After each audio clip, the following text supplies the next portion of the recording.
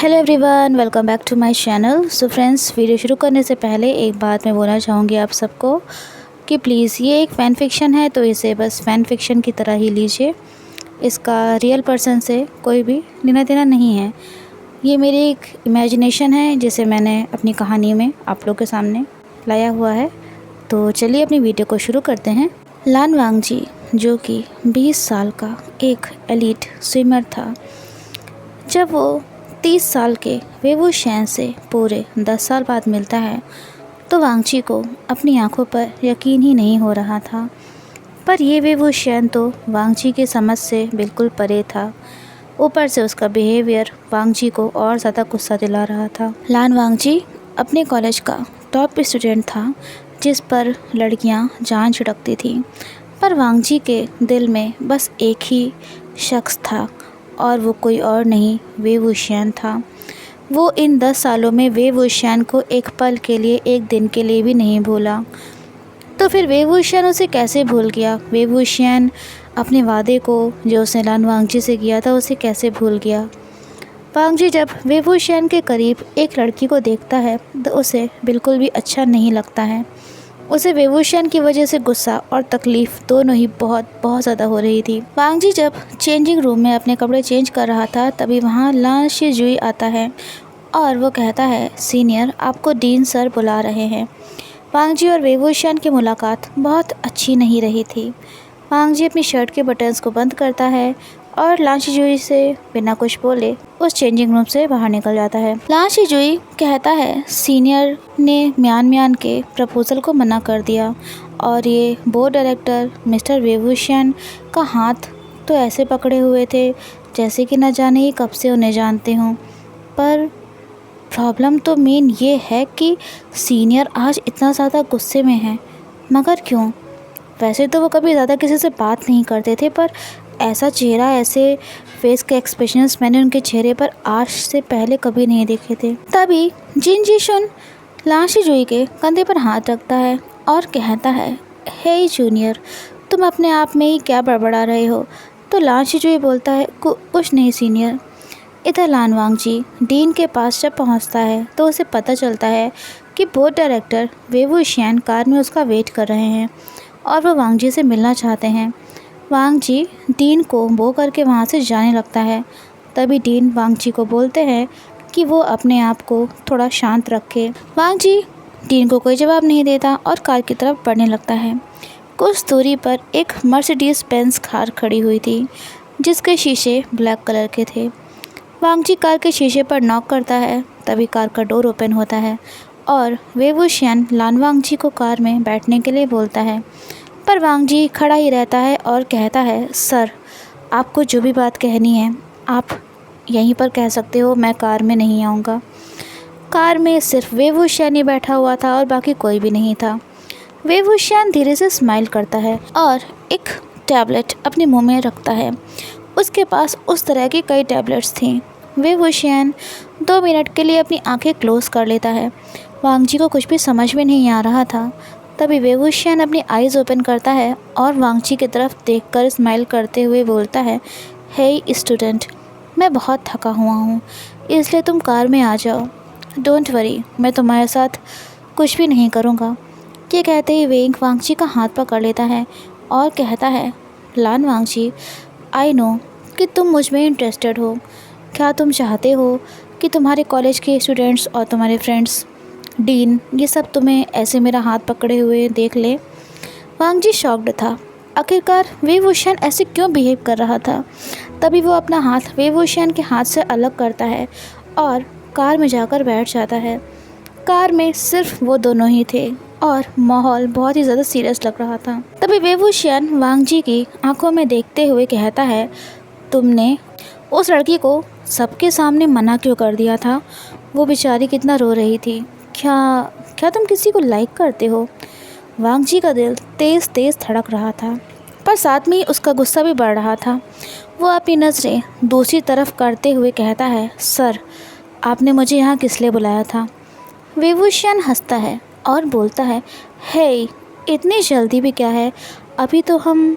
तभी उसके फ़ोन पर किसी की कॉल आती है, पर उससे बात करके ऐसा लगा वेवूशियन का मूड बहुत ज़्यादा ख़राब हो गया था। वेवूशियन बोलता है, मुझे ऑर्डर देने की कोशिश भी मत करना और सोचना भी मत।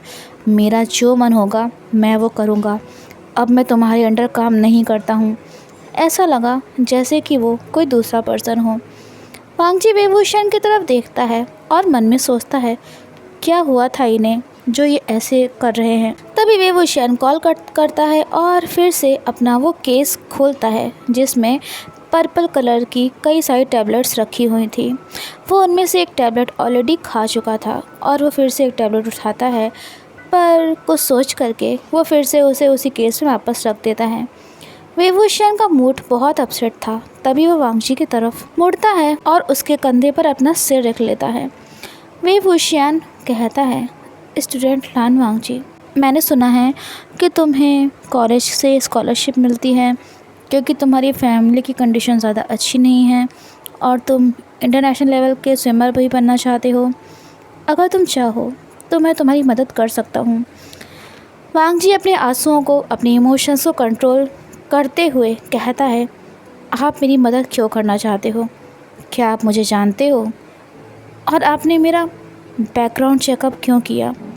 तभी वेवूशियन अचानक से वांगजी का कॉलर पकड़ता है और उसका फेस अपनी तरफ करके वांगजी के लिप्स के नज़दीक जाता है और कहता है, लान वांगजी, आई होप कि तुम इसे ज़्यादा सीरियसली नहीं लोगे।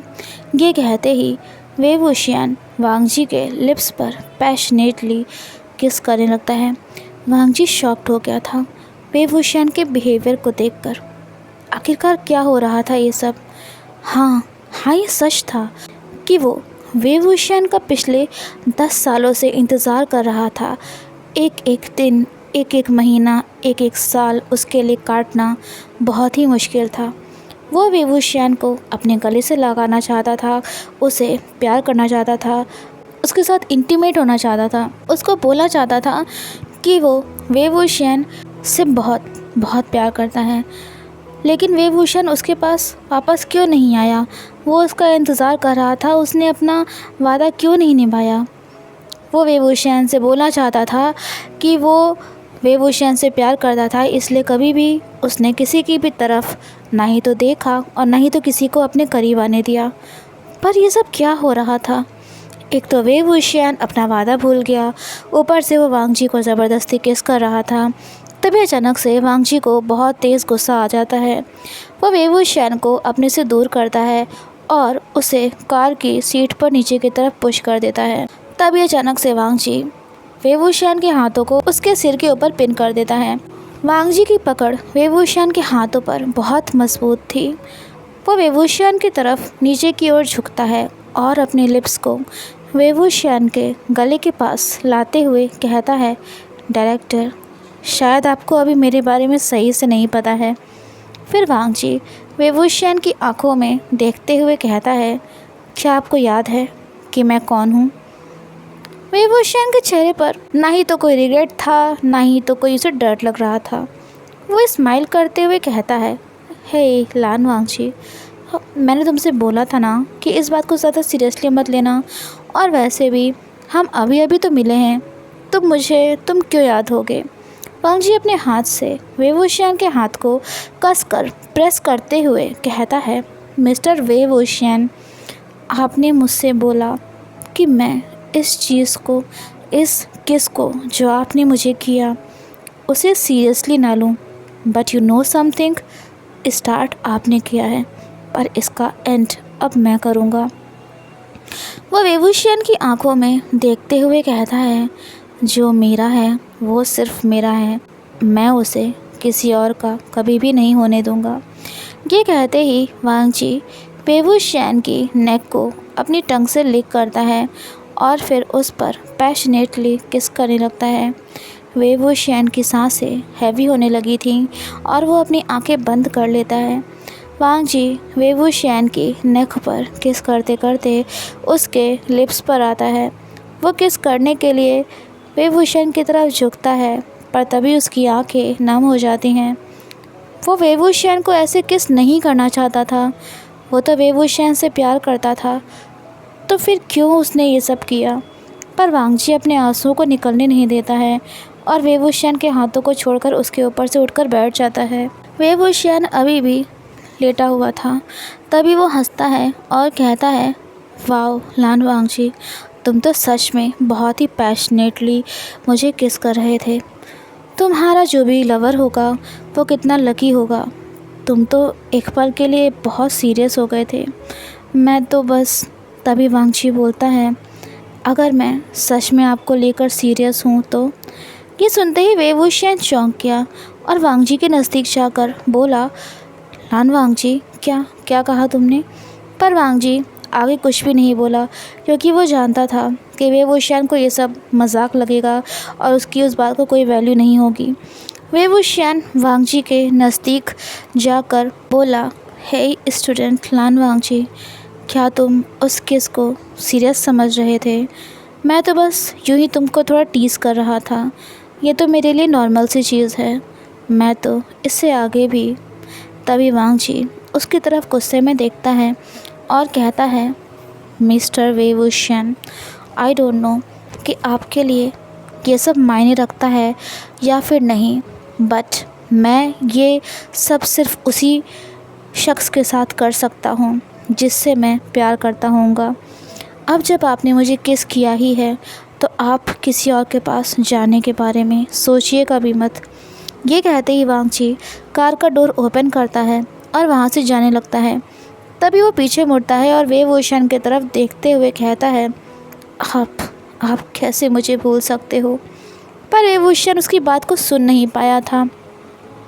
इससे पहले कि वो वांगजी से कुछ कहता, वांगजी वहाँ से चला जाता है।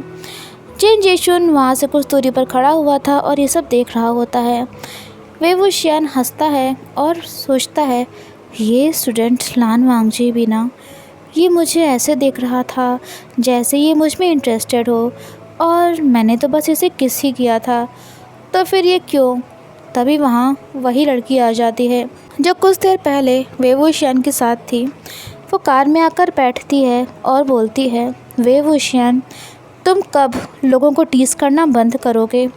और अब तो तुम स्टूडेंट्स को भी। ये सुनते ही वेवूशियन अपनी आंखें बंद कर लेता है और कहता है, वेनचिंग, आज लान वांगजी को देखकर मुझे अपने कॉलेज डेज़ याद आ गए। मैं भी इंटरनेशनल लेवल का फ़ुटबॉल प्लेयर बनना चाहता था। वो बात अलग है कि मैं ना ही तो अपना कॉलेज पूरा कर पाया और ना ही तो अपना सपना। तभी वेनचिंग बोलती है, वेवूशियन, एक बार जो समय बीत जाता है वो कभी वापस लौट कर नहीं आता है और तुम्हें पता भी है कि आज तुमने कितनी बड़ी गलती की है बिज़नेस डील को तोड़कर। तभी अचानक से वेवूशियन अपनी आंखें खोलता है और एक गहरी सांस लेते हुए बोलता है, वेनचिंग, तुम्हें अच्छे से पता है कि मैंने ये बिज़नेस अकेले अपनी मेहनत से खड़ा किया है, तो मैं काम भी अपनी मर्ज़ी से ही करूँगा। वेवूशियन के चेहरे पर अब स्माइल नहीं बल्कि गुस्सा था। वो बोलता है, अब मैं किसी के अंडर नहीं हूँ जो मैं डरूँगा या किसी का पालतू कुत्ता बनकर घूमूँगा, और वैसे भी मुझे पता है कि मेरी जान कभी भी जा सकती है। वेनचिंग बोलती है, वेवूशियन, क्या तुम्हें अपनी जान की बिल्कुल भी परवाह नहीं है? तो वेवूशियन हंसता है और बोलता है, वेनचिंग, क्या मेरी शिजे और मेरे भाई जंगशा के बारे में कुछ पता चला? तो वेनचिंग बोलती है, अभी तक कुछ भी नहीं। वेवूशियन हंसता है और उसकी हंसी सार्कास्टिक थी। वो बोलता है, जिनके लिए मैं डरता था, जिनकी परवाह करता था, उन्हें तो मुझसे छीन लिया गया। अब मुझे किस बात का डर? तभी वो वेनचिंग की तरफ देखते हुए कहता है, वेनचिंग, मुझे इस लान वांगजी के बारे में और इन्फॉर्मेशन चाहिए। ये कहते कहते वेवूशियन केस को ओपन करता है और उसमें से एक टैबलेट उठाकर खाने लगता है। तभी वेनचिंग उसका हाथ पकड़ लेती है और बोलती है, वेवूशियन, प्लीज़ बस करो, तुम सुबह से ऑलरेडी 2 टैबलेट्स खा चुके हो। तुम्हें पता है ना, ये टैबलेट्स नहीं ड्रग्स हैं। वेवूशियन, तुम अपने आप को इस तरह से खो दोगे। वेवूशियन के चेहरे पर एक उदासी आ जाती है और वो कहता है, वेनचिंग, इस ड्रग ने ही तो मुझे पागल होने से बचा रखा है, वरना मैं तभी वो कहता है, वेनचिंग, मैंने तुम्हें जो कहा है उसे भूलना मत। मुझे लान वांगजी के बारे में और इन्फॉर्मेशन चाहिए और मेई शिजे और जियांगशा के बारे में पता करते रहना। मुझे बस ये पता करना है कि वो ज़िंदा हैं तो कहाँ हैं और अगर उन्हें कुछ हो गया है। ये कहते कहते वे वुशियन की आंखें थोड़ा नम हो जाती हैं। वेनचिंग बोलती है, वे वुशियन, मैं अपनी पूरी कोशिश कर रही हूँ, लेकिन मुझे एक बात समझ में नहीं आ रही कि तुम उस स्टूडेंट के बारे में इतना क्यों जानना चाहते हो।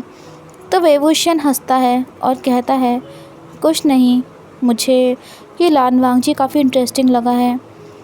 इधर वांगजी अपना बैकपैक उठाता है और कॉलेज से निकलने लगता है। उसकी आंखें नम थीं। इतने साल बाद उसकी वे वुशियन से मुलाकात हुई, वो भी ऐसे, ये उसने कभी भी नहीं सोचा था। तभी वहाँ जिन जिशुन आता है और वांगजी के कंधे पर हाथ रखते हुए कहता है, हे लान वांगजी, तुम्हारी और बोर्ड डायरेक्टर के बीच में क्या बात हुई है। वांगजी का मूड बहुत ख़राब था। वो जिन जिशुन के हाथ को अपने कंधे पर से हटाता है और वहाँ से जाने लगता है। पर तभी जिन जिशुन कहाँ मानने वाला था, वो वांगजी के सामने जाकर खड़ा हो जाता है और कहता है, हे लान वांगजी, हम सब तो फ्रेंड्स हैं ना, तो फिर तुम अपनी बातें हमसे शेयर तो कर ही सकते हो, क्या प्रॉब्लम है तुम्हें। वांगजी के सब्र का बांध अब टूट गया था। वो जिन जिशुन की तरफ गुस्से में घूरते हुए देखता है और बोलता है, जिन जिशुन, अपनी लिमिट्स में रहो और हम इतना क्लोज़ नहीं हैं कि मैं तुम्हें हर बात बताऊं। और हाँ, एक और बात याद रखना, आज के बाद मेरे नज़दीक आकर खड़े होने की हिम्मत भी मत करना, वरना मैं ये भूल जाऊंगा कि तुम मेरे क्लासमेट हो। जिन जिशुन वांगजी को इतना ज़्यादा गुस्से में देखकर बहुत घबरा जाता है। वांगजी तेज़ कदमों से वहाँ से निकल रहा था। बार बार उसकी आंखों के सामने वे वुशियन का चेहरा नाच रहा था। तभी उसके फ़ोन पर एक मैसेज आता है जिसमें लिखा हुआ था, लान वांगजी, आज तुम्हारी शिफ्ट देर रात 9 बजे की है। ऑलरेडी उसका मूड ख़राब था और इस चीज़ ने और ज़्यादा ख़राब कर दिया था। अपनी फैमिली से अलग रहने की वजह से वांगजी एक पब में बारटेंडर का काम करता था, जो कि उसे बिल्कुल ही पसंद नहीं था, क्योंकि उसे अल्कोहल की स्मेल बिल्कुल ही बर्दाश्त नहीं थी। पर अपने घर का रेंट पे करने के लिए वांगजी को मजबूरी में काम करना ही था। कोई उसे पहचान ना पाए, इसलिए वो मास्क लगाकर अपनी जॉब पर जाता था। वांगजी का मूड बहुत ज़्यादा ख़राब था। एक तो उसने वे वुशियन को ऐसे देखा, उसका बिहेवियर और जो भी चीज़ें हुई, ऊपर से इस शिफ्ट की वजह से उसका पूरा शेड्यूल ख़राब हो जाएगा। तभी उसकी नज़र उस कार पर पड़ती है जिसमें थोड़ी देर पहले वो वे वुशियन के साथ था। वांगजी का मन हुआ कि वो वे वुशियन से जाकर बोले और बात करे, पर जैसे ही वो अपने कदम आगे बढ़ाता है तभी वो अचानक से रुक जाता है। वही लड़की और वे वुशियन एक दूसरे के गले से लगे हुए थे। वांगजी का चेहरा गुस्से से लाल हो जाता है और उसकी आंखें आंसुओं से भर आती हैं। क्यों वो लड़की वे वुशियन के गले से लगी हुई थी? क्या उसका वे वुशियन से कोई रिश्ता था? क्यों वो दोनों इतना करीब थे? ये सारे सवाल लान वांगजी को बिल्कुल पागल सा कर दे रहे थे। तभी वे वुशियन की नज़र लान वांगजी पर पड़ती है। वो तुरंत वेनचिंग से अलग होता है और बोलता है, वेनचिंग, मैं तुमसे बाद में बात करता हूँ। ये कहकर वो तुरंत लान वांगजी की तरफ जाता है और स्माइल करते हुए कहता है, हे, तुम अपने घर जा रहे हो क्या? चलो मैं तुम्हें तुम्हारे घर तक ड्रॉप कर दूँ। वे वुशियन लान वांगजी का हाथ पकड़ लेता है और कहता है, मौसम काफ़ी ख़राब है और बारिश होने वाली है, मैं बस तुम्हारे घर के बाहर तक तुम्हें छोड़ दूँगा। वांगजी इससे पहले कुछ कह पाता, वे वुशियन उसे अपने साथ पकड़कर अपने साथ ले जाने लगता है। वो वांगजी जो जिन जिशुन के हाथ को अपने कंधे पर बर्दाश्त तक नहीं कर पाया था, वो अब वे वुशियन के हाथ को अपने हाथ से छुड़ा तक नहीं रहा था।